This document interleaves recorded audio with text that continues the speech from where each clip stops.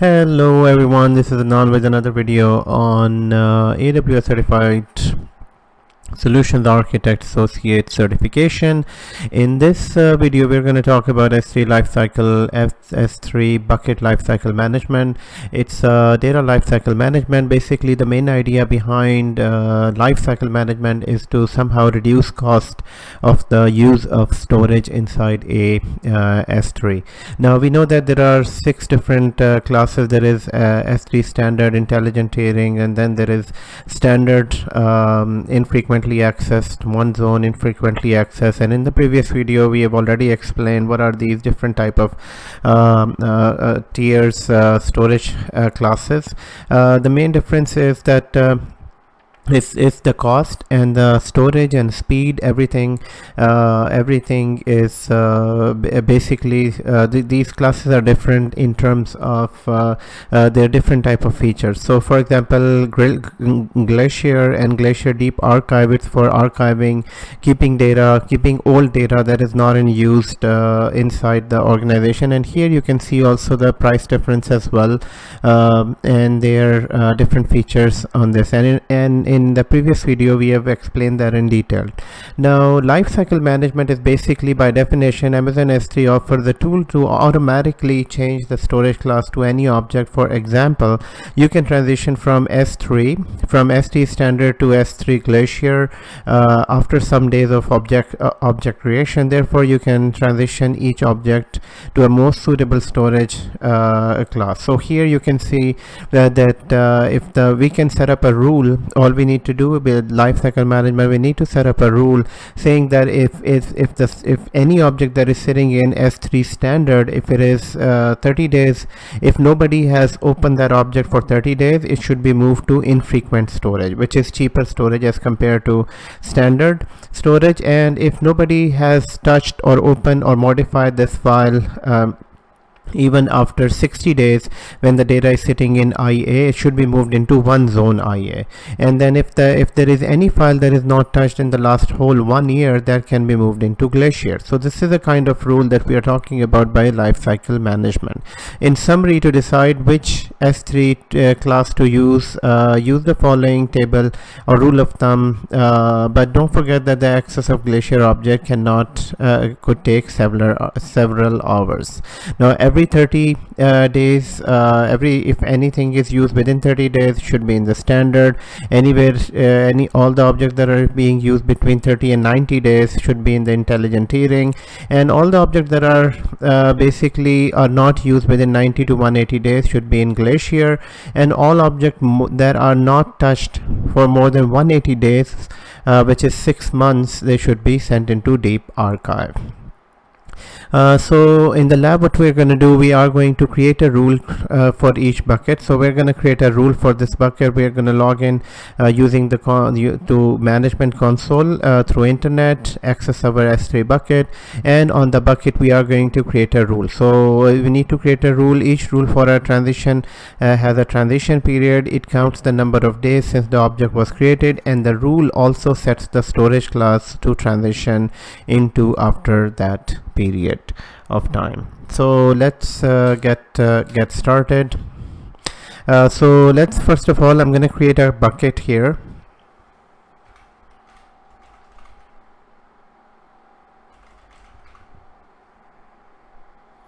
So I'm going to call this 360 Cloud Bucket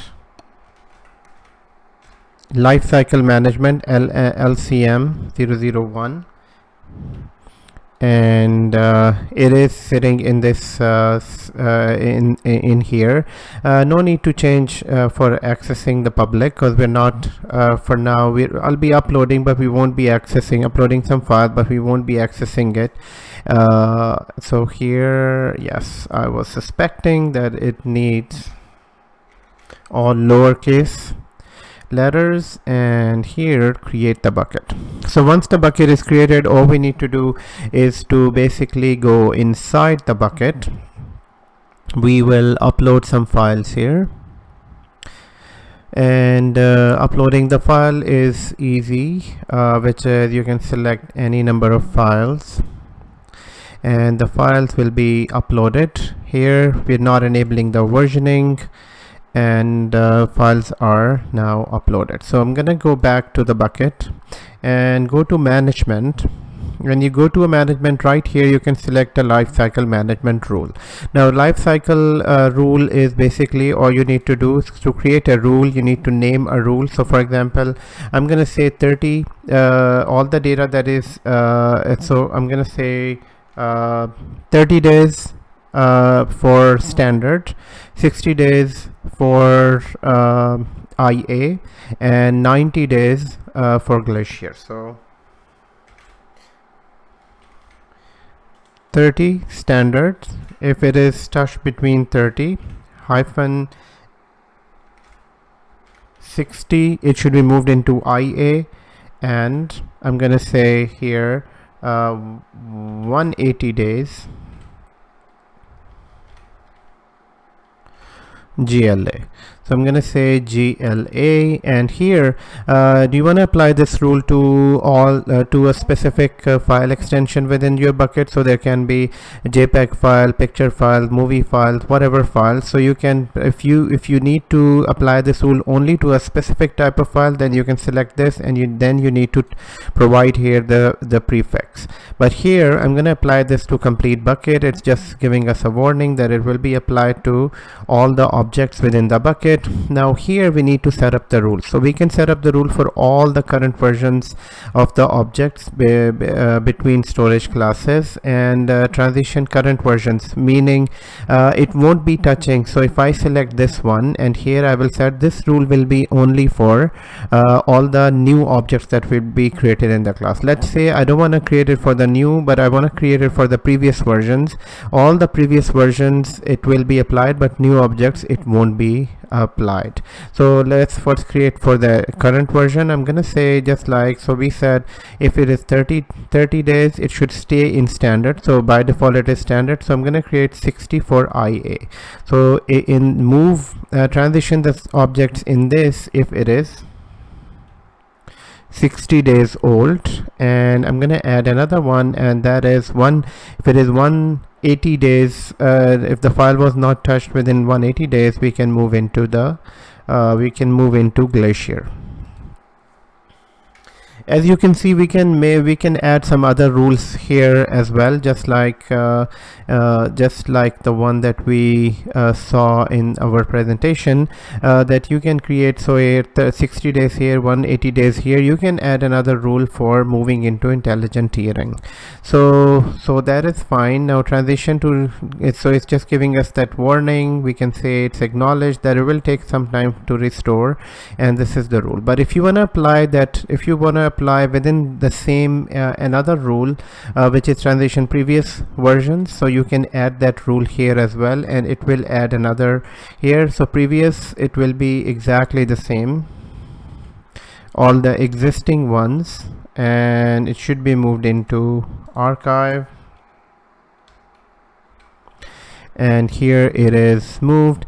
And you can add another rule for if expires current version. So expire current version, if you add this rule here, now it's saying that okay, you want to delete something. So expire current version of objects if number of days after the object creation is I think the minimum is 90. Let's say if I say 90, here it says it should be greater than 180 days. So if any object that is created 180 days old and it's not touched, it can be expired, this can be deleted. So I'm gonna say here 181. So we created 3 rules in the lifecycle management, and you can likewise you can permanently delete, and then you can delete expire. So there are some other rules. I'm going to create this rule right now. So once the rule is created, it is enabled.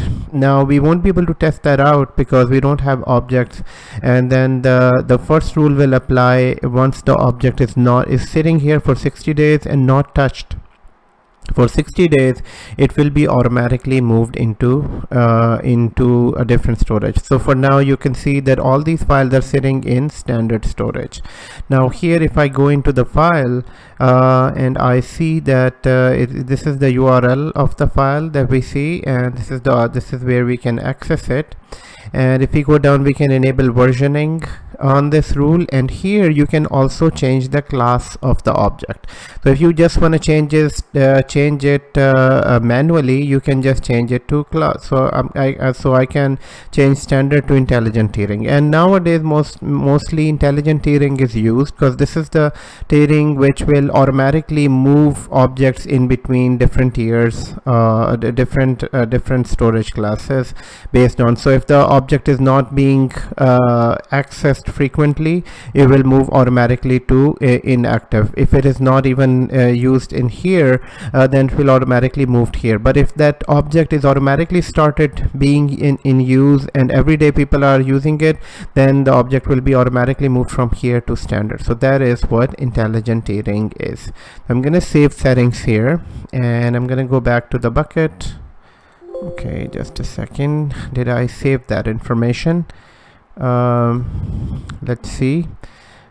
So I'm going to go back to the bucket, and within the bucket we can see, yes, the information is all saved. So within the same management rule, we can also see that there is another type of rule that is called a replication rule. Now in this replication rule, basically this is if you want to replicate this bucket to another cross region replication. So you want to keep a copy of this bucket in another region, so you can create a replication rule. Obviously you will create a copy of that bucket in another region. For that you will be charged extra, but then you'll be having a backup of this this complete bucket. So in order to do that, the first thing that you need to do in order to create a cross region replication, here it says use the replication rule to define the option you want to apply during replication, such as server-side encryption and replica and all that. You can read here, but basically it just creates a copy of this bucket elsewhere, just for the backup purposes. So in order to do that, first of all you need to have a bucket in another region. So this is sitting in North Virginia region. For that I'm going to go back to S3 and create another bucket. So now what we are doing, we are creating a replication rule.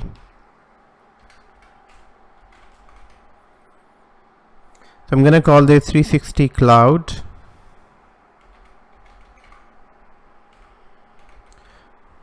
Ohio.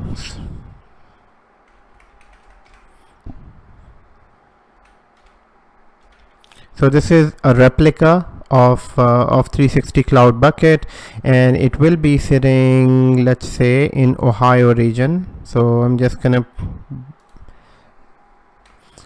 put it in Ohio region, and here nothing needs to be selected. You can encrypt the data as well. So this is just a simple you just enable it and data is encrypted. Encrypted simply means that the data is protected. It cannot be opened outside the bucket if it is enabled. So I'm going to create this bucket. So once the bucket is created, so we can replicate. So for now, inside this bucket there is nothing inside this bucket.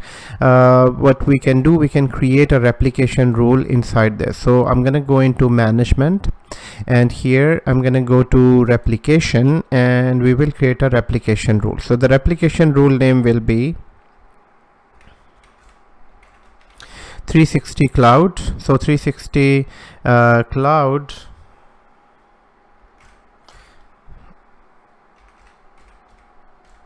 North Virginia to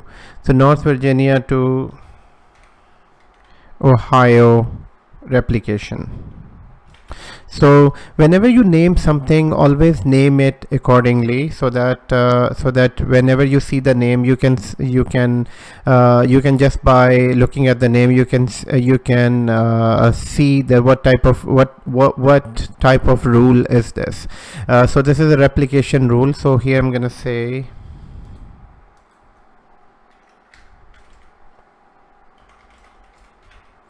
this is a replica 01, and here it's saying create a role. So I'm going to create a role for this. So this will create a role for this, and the rule is enabled, and all we need to do is, so here it's saying that do you want to replicate everything or just certain files. If certain files, you can say star.jpg, so it can only replicate the picture files. So here I'm going to say this will be replicated to all, and here now it's saying what will be your destination. So destination is in this account or another account. You can replicate replicate in another account as well. So for now we're gonna do it right here. So browse, and here you need to have this this second bucket in another region. So it's created, and for this replication you must have versioning enabled on both of the buckets. So it must be enabled here, and also it should be enabled in both of the buckets. So there is a mandatory requirement for the replication rule. Rest is storage classes. Do you want to change the storage class when it is replicated to the other? If it is standard here, it should be standard over there, or here you can say that no, in there it should be one zone. So the cheapest, since it is the backup, you can just change the object class to one zone for all the everything. And rest is will leave everything as is. This is security, this is the deleted markers, and here this is just replication time control, that should it be done taken as automatically, taken as a production data, or do you want to set up your own rules? So we're going to leave everything as is and save. So once this is saved, the replication rule is created. We can wait for a few minutes, and after a few minutes you will see that all the files that are in our North Virginia bucket will be copied in this bucket. So now here I'm going to go back to the bucket, and in the bucket we can see that here this is still empty, and so we'll check that out in few minutes. So within the management there is a third rule that is known as inventory configuration. This will just create a report of inventory, what objects are sitting in there. You can create an inventory configuration on a bucket to generate a flat file list of your objects and metadata. These schedule reports can include all objects in the bucket or limited to shared prefixes. So here it's just a report. If you want to create an inventory report, obviously our bucket has only 4 objects. Then in production bucket there might be hundreds and hundreds of objects. So this is called management, and metrics is just to see the performance of this bucket, how the bucket is doing based on the size, based on the number of objects, and so on.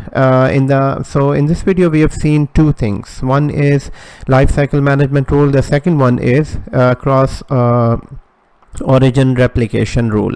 And in the next video we're going to talk about the bucket policies and ACL. So before leaving here, let's first look at the bucket and see that if anything is copied. So it's not. Maybe in the next video I'm going to show you, or I can pause the video and we'll wait for a few minutes. Oh, okay. So I actually waited for a few minutes, and I remember now that when the replication rule starts, it won't replicate anything that is existing in the bucket, but it will be applied to anything that is new in the bucket. So for that, what I will do, so the rule won't apply to these. So what I need to do, I need to upload few more files here. So let's say if I add this file and this file and this file.